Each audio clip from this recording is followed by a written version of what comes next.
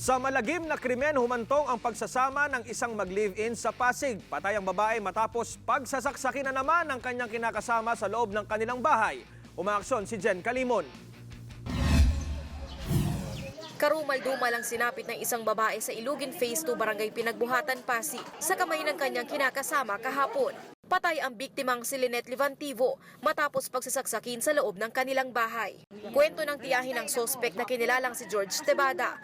Biglang sumigaw ang biktima kaya mabilis nila itong sinilip. Pero huli na raw ang lahat. Nakita ko may kutsilyo si George, may dugo siya sa kamay.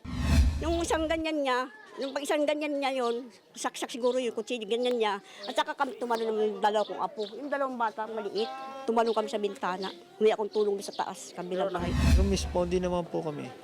At tinignan namin kung ano yung nangyari. Sabi po niya, pinagsasaksak daw po yung pamangkin niya. Sabi ko, sino po yung sumaksak? Yung asawa. Ngayon, sabi ko, kaso hindi na po namin inabot yung asawa. 3 araw pa lang daw ang mag-live-in sa bahay kung saan naganap ang krimen.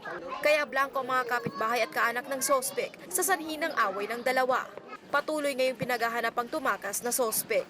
Umaaksyon, Jen Calimon, News 5. Be sure to come back. Use 5 everywhere. Copyright 2016.